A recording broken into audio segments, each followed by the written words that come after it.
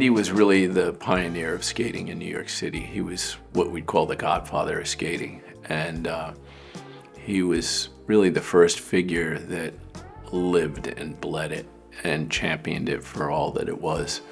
He had that incredible energy. He also had a real big personality for that small frame. He was very bold, and he would do whatever he wanted to.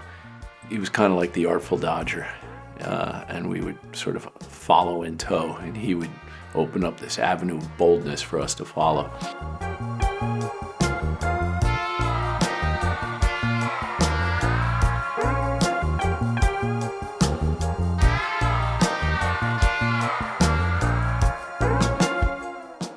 And when Andy discovered Montauk, he was like, damn, this is the spot. We gotta have a park here. So we approached the town, and I remember him telling me about him wanting to do the idea, and I thought, wow, that's great, but is this really gonna happen? And of course with Andy, it did happen because he was always so persistent, and he really had a persuasive way about him. And I mean, he's just from the heart, and he had such conviction.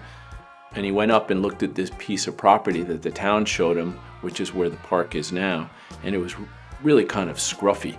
And it was, you know, busted up like tennis court up there and cracked concrete with a bunch of pricker bushes, and it was really kind of undesirable. And they said, here, you can work with this. And he did. And he came up with the design and built the park with John Woody Woodstock and other help. And that was in '98. And that was the original Montauk Park. And again, it was Andy's, you know, just get it done attitude that he had with the New York City Parks Department as well as Montauk out here. And it was like, Andy was like, just get it the fuck done. And that was Kess all the way. Just get it the fuck done, and he did. And that kind of like persistence and boldness, it really epitomizes who he was about, what he was about, and his style of skating. Because he had that like go for it style. When we would all skate in the streets in New York, it was in and out of, you know, you're weaving in and out of traffic, and, you know, there was like this whole threat thing going on, but it was always go for it and be ahead of that and sort of like, you know, have this boldness to your action. And I'd say that's what really, you know, that was what embodied him in so many ways.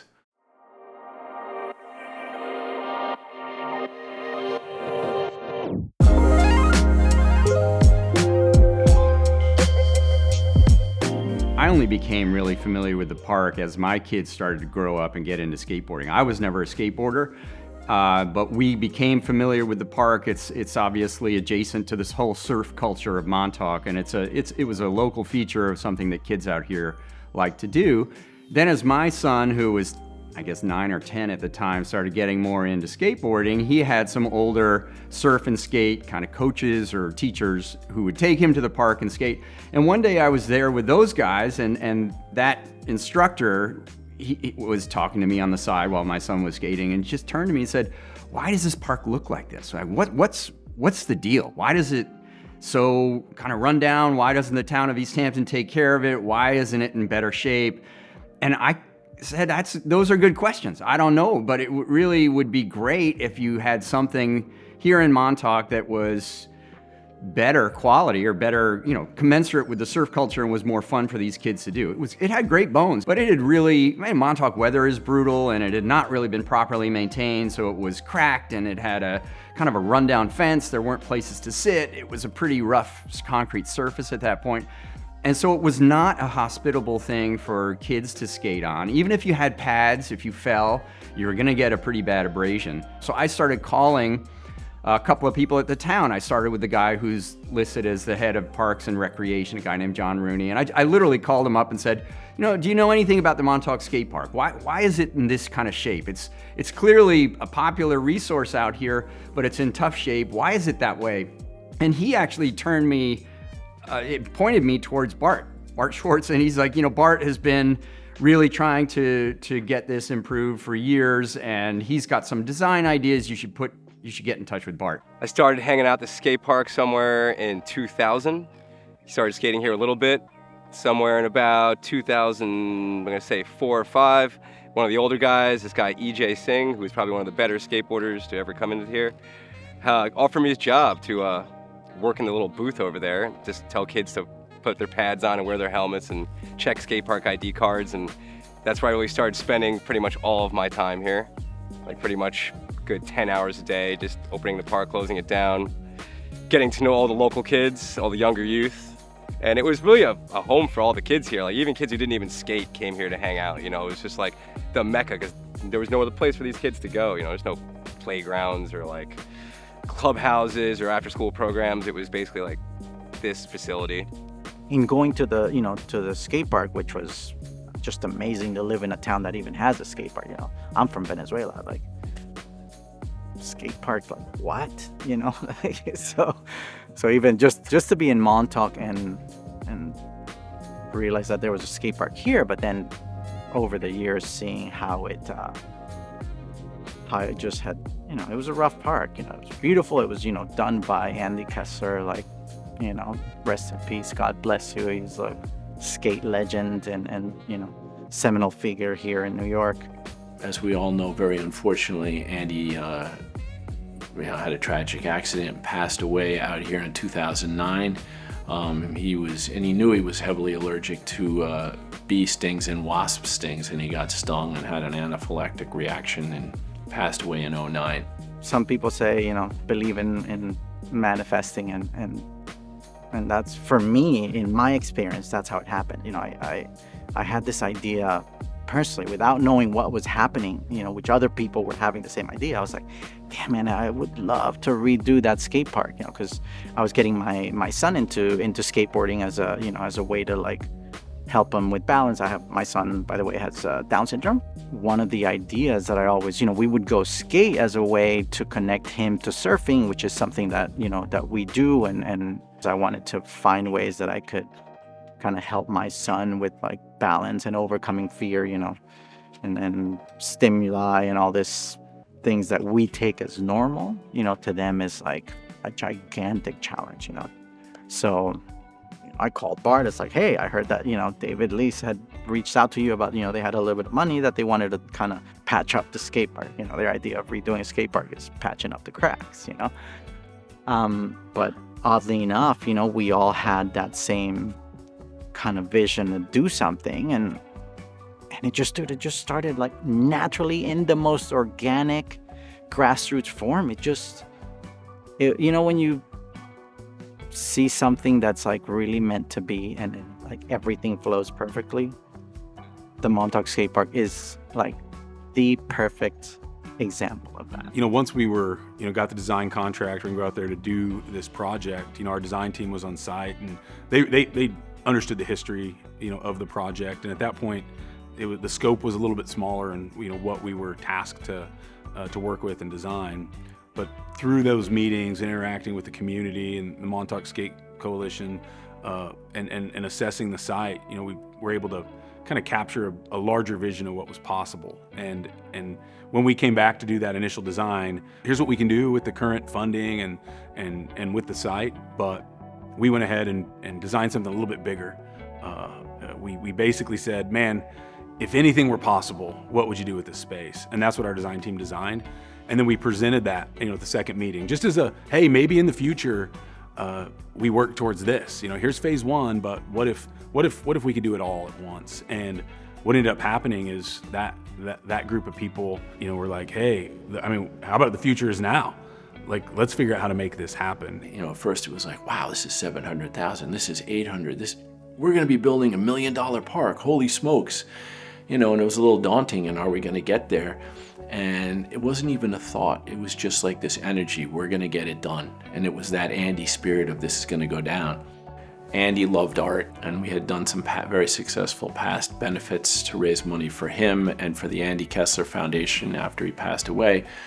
So I thought during the early fundraising stages, we should do an art auction. And Walt offered up a gallery at the Montauk Beach House, and we started soliciting and collecting boards, and it was so easy. Then it was just a waterfall of people coming forth and saying, oh, Andy Kessler, absolutely. Skate park in Montauk, I'm all behind it. The artwork was tremendous, and all of a sudden we had over 100 pieces. So collectively, everything came together, and that's that kind of wonderful community organic spirit that was really, threaded throughout the whole process.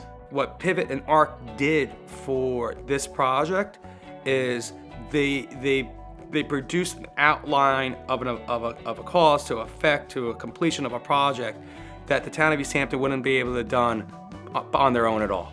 No way that would have happened without having a solid company help lead us through what they are professionals in. One thing you need to do as a legislator is know what your scope is, and don't work outside of it. Bring others in to guide and assist you. I'm very happy with how that component of this project did and how it worked out with working with Elkin McLean and Pivot Arc. The whole build crew is so amazing. These guys, they're so loving and so stoked and so into it. They work their ass off. It's incredible.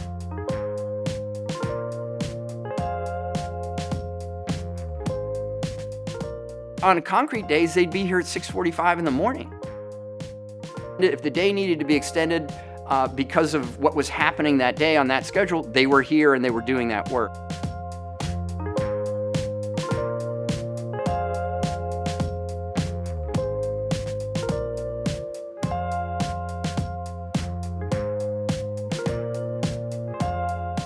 Ben has been amazing as far as making any changes we wanted to do, and we saw something that was maybe a little silly as far as the design was put in the beginning. He was like, listen, we could change this, we could put this here, and eventually we started getting rocks put into there. He's made rock spines. His vision for like what was gonna be original and what was gonna be like, wild and skatable really came to fruition. We have a wave in the middle of our snake run, which I've like really yet to see in any other skate park. Their vision was really fun, and like it was a great collaboration for us to come together and do it for sure. They picked the right people to get the job done.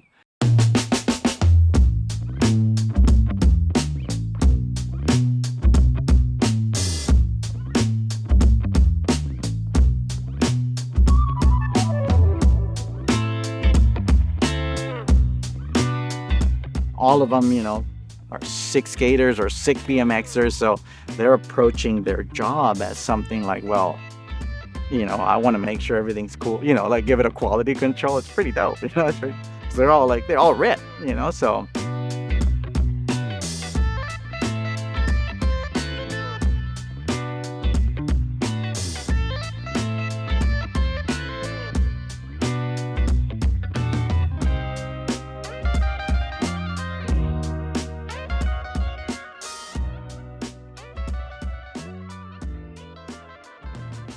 They are all people who share this passion, and right away you could see the advantage of that kind of thing. They are making decisions in the field that are slightly different from what's literally on the plan, adjusting to the conditions in ways that were so beneficial to the end result. Taking rocks, for instance, that were quarried out of the hill clearing and from the process of just doing the landscape renovation, incorporating some of those massive stones into the park that were never contemplated on the plans. That's the kind of thing that makes this park unique, makes distinctly Montauk, really customize this park to make it amazing. They changed the flow of the snake run, really extended that so it had much more of a surfy vibe, made all kinds of adjustments to the street course and other features that you would not get if you just had a bunch of contractors who were coming from the middle of Long Island showing up to build exactly according to plan, but didn't really feel the passion themselves for this kind of endeavor. To have a project go from conceptual stages in November 2020 to a finished park in August 2022, totally unheard of. And to build the whole physical construction from April 1st to the end of August, a job of that magnitude, also just really unusual, and that had to do with the quality of the crew and the fact that they were living here and working. They were basically working on it all the time. They felt like citizens of Montauk for a summer, which is a super added benefit to building an awesome skate park, is getting to live and surf and hang out on the beach and spend time with amazing people. I didn't expect how my family was going to enjoy the recreational values of this park. I hoped it, that was my lens, but I saw it on opening day, and that's where I teared up for the first time. It was just so great to see as a father and a user, not just as a legislator and a person that had an integral role, but to see how your family likes it, and they want to come back out there, they're stoked, they're charged, you use all this terminology, but they just use it, and I saw it as a complete success, and one that we keep using. Everybody engaged in this project was excited about it. and they realized that what was going to be built there and left there was something that was going to, you know, leave its mark on the community and the people in it, as well as the region. I mean, I think that park really is one of the coolest, most complete skate parks in the U.S., and it's in one of the coolest places to visit, you know, in the U.S. for sure. One of the things that has been so incredible, it's even exceeded at least my wildest hopes on this, and we all had big hopes. This new park has been an amazing resource. And even in the first month, you see a lot of positivity, an incredible vibe happening in that park. So that was a huge motivation. That was a big part of the vision, and that is exactly what we've gotten, and maybe to a degree that even exceeded what we could have hoped for. It is such an incredible thing to see all these different people using it, people rolling up who definitely would not have been rolling up to the old park, and being there all day, or being there 5 hours, and having everybody be all smiles. And when I hear people who are walking back to their car talking to themselves, they don't know who I am, and they say, oh dude, that's the best park in New York, or that's the best park in the East Coast, or that's the best park in the Tri-State area, for sure best park in Long Island. That kind of reaction, to hear that from them while these new kids are also getting a taste of this or getting so much pleasure out of it, that is what this park and this project is all about. And that's an incredible thing to see.